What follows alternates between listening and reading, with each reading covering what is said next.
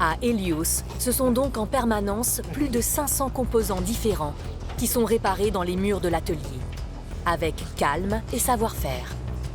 Ces équipes de réparation sont indispensables au bon entretien des avions au quotidien. Mais c'est encore plus le cas quand les appareils ont besoin d'un contrôle plus travaillé. Il faut alors envoyer les avions de l'autre côté de Paris, à Orly, direction le hangar HN3. Un bâtiment spécialisé dans ce qu'on appelle les grandes visites. En plus des visites régulières qui immobilisent les appareils pendant quelques jours au maximum, chaque appareil fait aussi l'objet de contrôles de plus grande envergure, bien plus ambitieux. C'est un moment où on va amener l'avion dans un hangar pour plusieurs semaines et c'est l'opportunité de mettre l'avion à nu. Donc on va déposer les panneaux latéraux, déposer les planchers, déposer les soutes et on peut avoir accès à l'ensemble des éléments qui ne sont pas visibles dans l'exploitation normale de l'avion et pouvoir faire des inspections qui nous permettent de détecter sur la structure du fuselage, sur d'autres éléments, s'il y a des éléments de corrosion, s'il y a des fissures, des éléments qui nécessitent d'être réparés.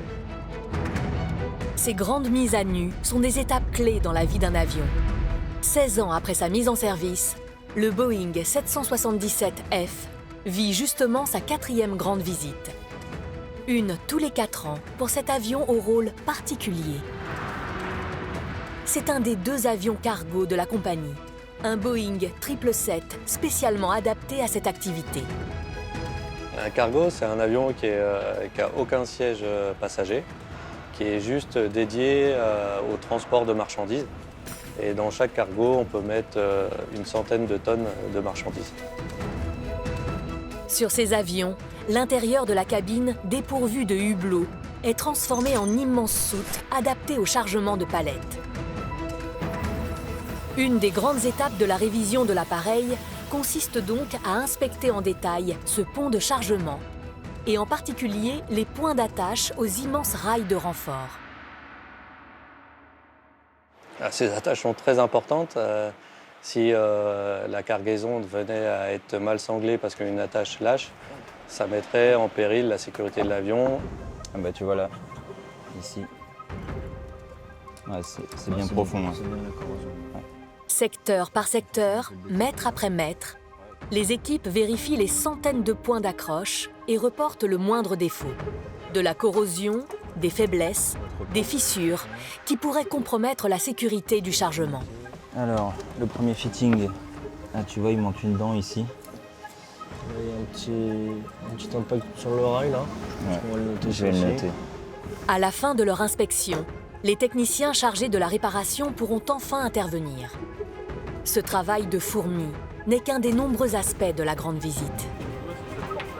Pendant que la cabine est inspectée, sous l'immense aile gauche du 777, une équipe se prépare à examiner une zone particulièrement délicate, les réservoirs de carburant.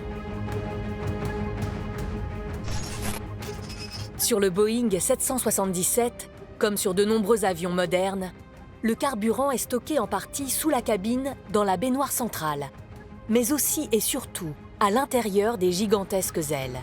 Au total, c'est une capacité de 180 000 litres qui est répartie sur toute l'envergure de l'appareil.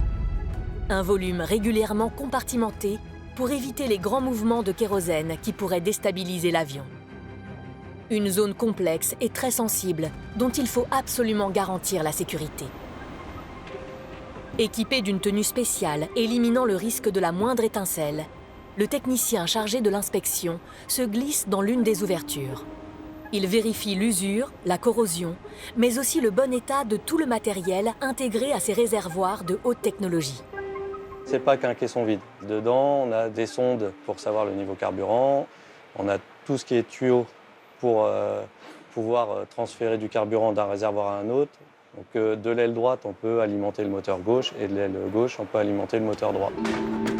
Compartiment par compartiment, l'équipe avance et relève la moindre anomalie. Il leur faudra une journée entière pour examiner une seule des 2 ailes. Pendant ces grandes visites, chaque zone de l'avion est concernée. De l'autre côté de l'appareil, l'activité ne faiblit pas. Perchés sur l'aile droite, cette fois-ci, des techniciens spécialisés accomplissent une mission particulièrement minutieuse. Encore une fois, ils examinent la structure de l'avion, mais avec une précision extrême, jusque dans la profondeur des matériaux. Leur objectif ? Déceler les signes de fatigue de la structure. Des micro-fissures, appelées des criques, qui peuvent apparaître au fil du temps et qu'il faut détecter au plus vite. Alors l'avion est soumis à beaucoup de forces, que ce soit au sol, au roulage, en vol, il est soumis à beaucoup de déformations. Le fuselage, lui, est soumis au cycle de pressurisation et de dépressurisation, ainsi qu'à des variations de température qui vont de 20 degrés au sol à moins 56 degrés en vol. Donc toutes ces conditions-là peuvent générer du stress au niveau des matériaux et provoquer ce qu'on appelle des criques, des petites fissures qui peuvent apparaître sur des angles ou alors au niveau des rivets ou alors à des jonctions de pièces. Voilà, top, on va chercher la crique. C'est important de détecter chaque micro-fissure au plus tôt, puisque ce qu'on ne maîtrise pas toujours, c'est qu'une micro-fissure peut devenir une fissure, peut devenir une fissure plus importante et à la fin aboutir à un élément qui soit indésirable. Elle va un petit peu comme sur une fissure sur un pare-brise, elle va ne faire que s'agrandir jusqu'à arriver à une rupture de la structure. Ah, là je commence à voir le défaut. Les spécialistes de ces tests structurels passent au peigne fin les zones les plus critiques du fuselage et de la voilure, centimètre par centimètre. Ici, c'est en faisant circuler un courant électrique dans la matière qu'ils peuvent détecter le moindre défaut, la moindre irrégularité et potentiellement le moindre début de fissuration d'une taille inférieure au millimètre. Voilà, voilà. Et là on a le défaut. La fissure est bien là. On était bien réglé. Ok. Impeccable. Une fois de plus, si un défaut est constaté, ce sera aux équipes de réparation d'intervenir au plus vite. Les grandes visites sont des tâches fastidieuses, complexes, s'étalant sur plusieurs semaines, durant lesquelles rien n'est laissé au hasard. L'organisation sera toujours la même et sera très importante. Elle nous évitera de revenir 10 fois sur la même tâche pour s'assurer que le travail est bien fait. En tout, pour faire le tour d'un gros porteur comme le 777 Cargo, ce sont 10 000 heures de travail qui seront accomplies par les équipes uniquement pour l'inspection. Et il faudra ajouter 8 000 heures pour les réparations nécessaires. Des remises en état à même l'avion, sous l'aile, qui souvent devront solliciter la livraison de pièces de remplacement.